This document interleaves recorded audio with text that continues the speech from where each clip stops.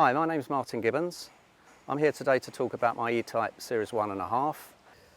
The E-Type was launched in 1961 in Geneva. It was an absolute sensation when launched and seemed to meet everything that society was looking for at the time.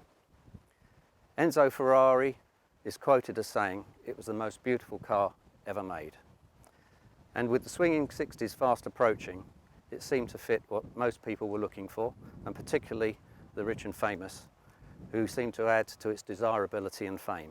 So the Series 1, being launched in 1961, continued in production until 1974, where it finished with the Series 3. Around 70,000 cars were produced, but most of those were for the export market. And in that time, only around 12,000 were for the home market. This particular model is a Series 1.5 that was produced towards the end of the run of the Series 1s from 1967 to 68.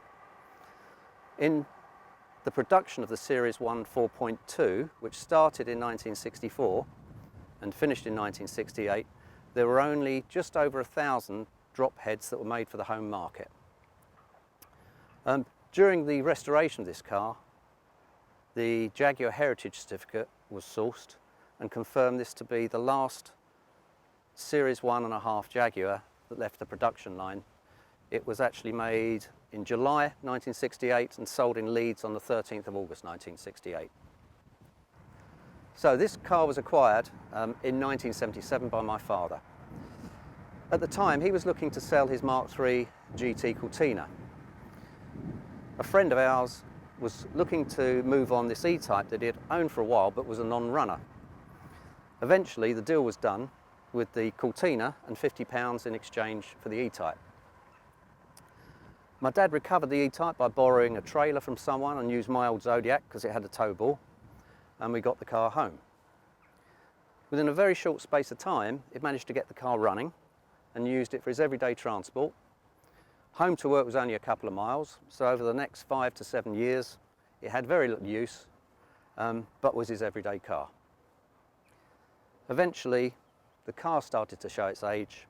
Typical for British cars of that era, there was quite a bit of rust coming through, and it had a few faults. He therefore garaged the car with the intention of gradually restoring it over a period of time. His progress slowed with age, and eventually he came to me in 2012 and asked if I'd like to take the car on. It took me about 2 seconds to say yes, and I had a pickup truck ready before we'd finished the conversation. So, 2012, I acquired the car from my father, and after a very short time realised that the simple restoration job is larger than I expected. So decisions made to do a full nut and bolt rebuild. I started off by dismantling everything from the car, the interior trim, the roof, the glass, bonnet, and then remove the engine. And then everything from the engine and the wiring back through. It's at this stage that it went off to the body shop to start having a bare metal respray and start to address some of the rust. We also found that the engine frame was rusting from the inside, and although it looked okay on the outside, you could hear what was like sand running through the frame every time you tipped it up. So we had a new frame made up, which has been re-stamped with the original engine chassis number. And that was mated back to the bulkhead. The remainder of the engine I overhauled, but tried to keep as much of the original components as possible. So the carburetors have had new SU kits and overhauling systems on them, but are original apart from that. The radiator is original but been recored. The heater box and those elements are showing signs of age, but I just wanted to try and keep as much as we could. The suspension has all been rebuilt with new bushes, new shock absorbers, and the exhaust system from the manifolds to the tailpipes has been replaced with a stainless steel system.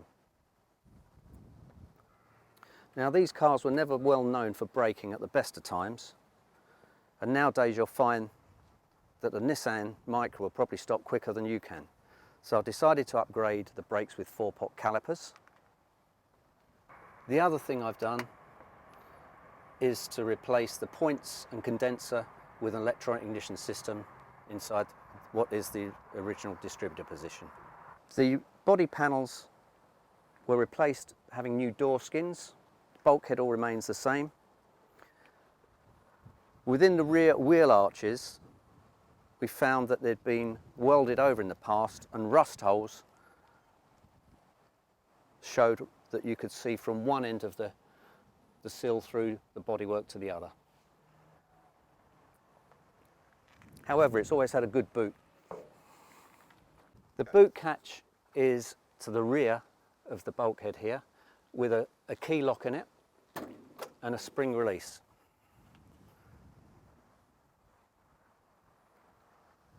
Inside the boot arms are about 8 springs that you have to individually put on to get the boot to open on the spring mechanism. You end up catching your thumb on virtually every spring you fit.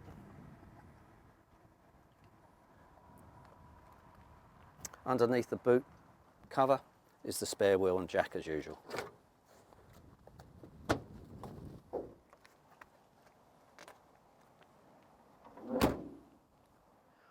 I tried to keep as much of the original bright work on the car as possible.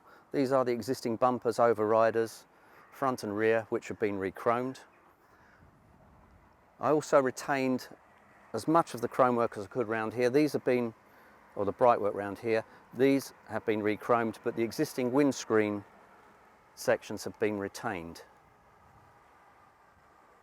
So I wanted to keep the original interior as much as possible, but the door cards were beyond repair, so we had to replace those, as with the hard dura for the back and the sides on the sills.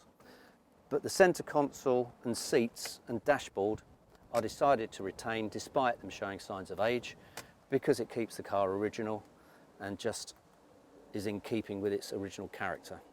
The original radio has also been retained with a cassette, not quite up to DAB standards. With the dashboard equipment, all the switches and dials were working with the exception of the clock, but it's a common fault with Jaguars. They have a moving part in there which expires after only a few years. A digital replacement is available, but I haven't got around to doing that yet. Whilst stripping the car down, it became evident that the wiring was perished in many places, so a full wiring loom was renewed throughout. You can't see most of it because it's tucked under the engine frame bars here as it runs through to the lighting, and concealed under the hard dura inside the car. So one of the driving forces for me finishing this car was to get my father back in it and give him some good memories of the car. I managed our first trip for the Brooklands Classic Breakfast in the autumn of 2014. In my excitement on the way here, I managed to get a speeding ticket, but when we did get invited in, we were put in the paddock, which certainly put a smile on my father's face and has made the rebuilding process all worthwhile. So I'm pleased that I managed to actually complete the rebuilding process on this car, because you see so many projects that start and don't quite get to the end. Now it's here, it's just enjoyed whenever I can, when the weather's good, when there's a Brooklands touring car rally on, and any other opportunity to use the car.